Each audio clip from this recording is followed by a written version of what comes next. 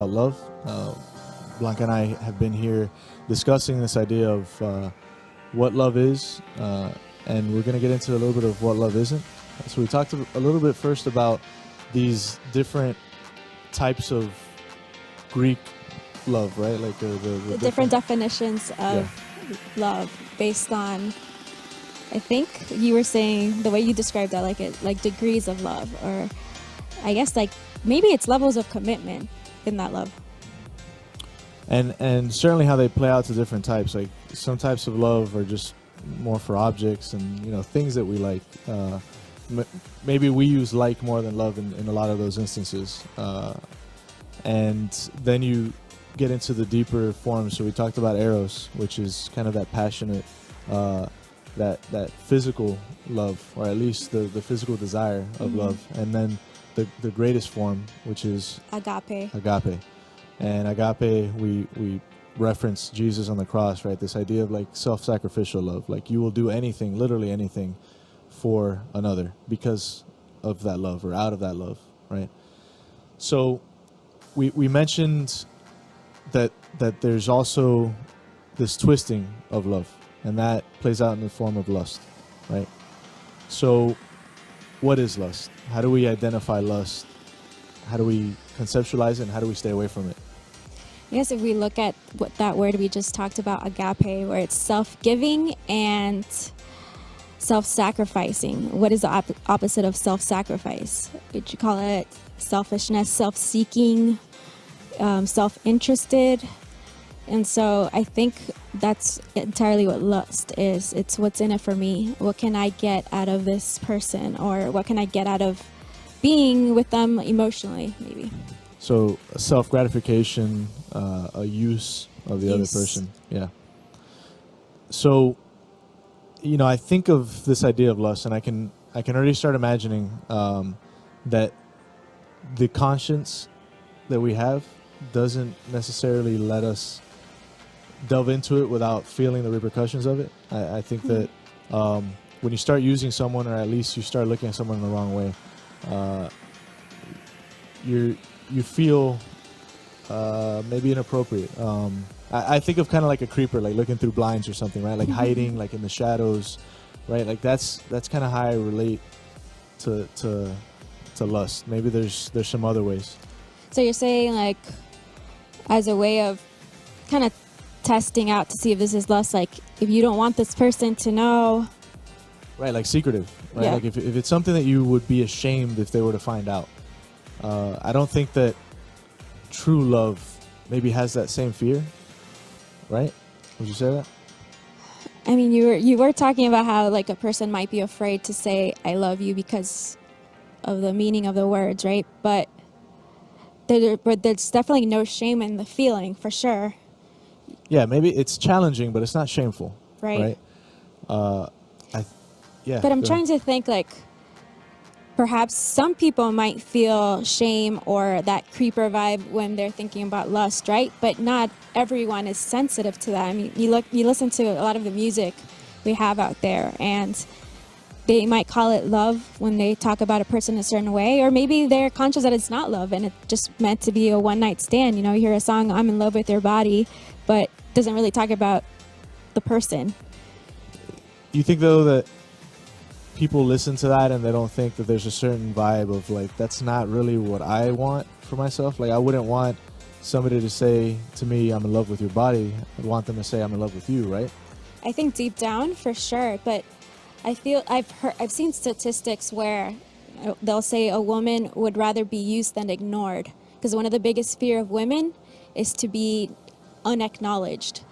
And so for some women, if they are acknowledged even in a way that doesn't dignify them, they feel like this is something, and they'll pretend it's love. Wow. So they'd be willing to accept being used as a means to an end. As a means to get love, yeah. Yeah. So in a way, it does become use on both ends of the spectrum. So there's different levels of use, right? There's using somebody, having that lust for another individual because they fulfill something within us. Maybe they give us feelings of what? Excitement. Excitement, okay. Giddiness or something. also like status, right? I think of Facebook as a real easy place to jump to, like that whole idea of having the status, say, in a relationship or something. And some people feel a real anxiety of like not having that on social media, right? Or in real life, like Or in real life, being when single. yeah, especially when once one gets to a certain age, and it's like, oh man, I'm like the oddball or something, and I better like change my status. And you see that in movies too, like women are going to home for the holidays and they're single. Oh no, let me hire a fake boyfriend and pretend I got it all together. So it is using, again, like, Yeah, obviously using that person. but even like in an actual relationship, if it's not for the person and it's only for the status or for the sake of being with a person in an intimate way, like, you're not honoring their person, you're just getting something out of them. When also that leads into physical pleasure, right? Using somebody to fulfill one's own, erotic desires, right? But without any sort of desire for commitment or to do anything for that person, right? It's a self-seeking, kind of a pleasure thing, right?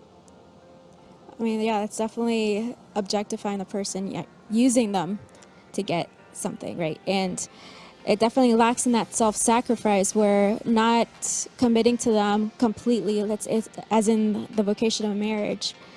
It's robbing a person of something in a way, I think. It's kind of like cheating them out of a total love, a total self-giving love. I want to throw a curveball. If let's say that the other person in the relationship is also desiring just that sexual pleasure, and so both of them are giving, or rather receiving sexual pleasure from the other, does that make it okay? Well, are they still with each other only to receive something from the other?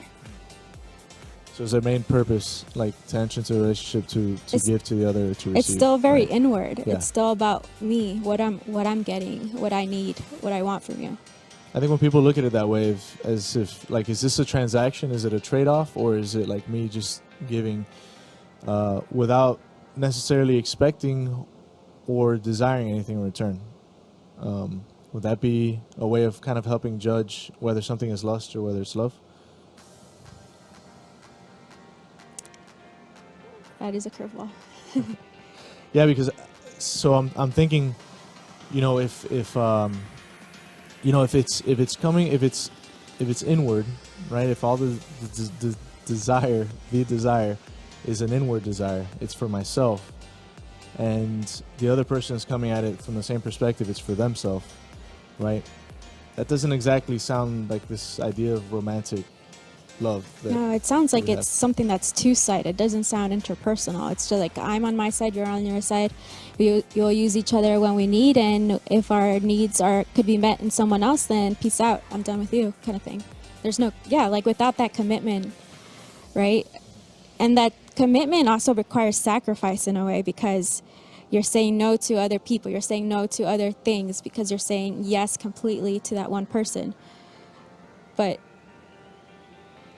I think a big aspect of it is that in a relationship like that, where both people are going into it to get something for themselves, right? And you might look at it and say like, well, it's an even trade. It's a business transaction almost. But what's missing, I think, and when we start looking deeper for that deeper desire of truly fulfilled love, is that both of those individuals are completely replaceable, right? Like if it doesn't work out with one person, or it stops working out with that one person, you move on to the next. And so you become kind of a tossable item instead of a person that's truly desired. Right, because it's not for who you are as a person, right? And it's almost that approach that, for example, you could say a guy is into blondes, right? And it sounds like, okay, he has a type, but anybody could be blind, right? So if he's with a blonde woman and say, well, I'm getting something out of it, but I also like her because she's blonde. Well, next blonde that walks by, well, there he goes, right?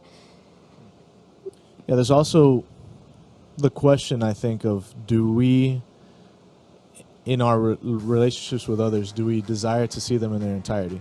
Do we want to see the whole picture, or are we just looking at certain aspects? You mentioned blondness, right? There could be physical attributes that we focus on. There could also be psychological attributes, like their masculinity, their femininity, their personality, right? Their wealth, their status Their in job, society, right?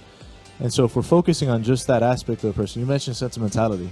I think that was a great example of how women can lust, right? Because you can latch on to a certain quality about a person and forget about the whole rest of the picture, right? And just kind of become overwhelmed in it.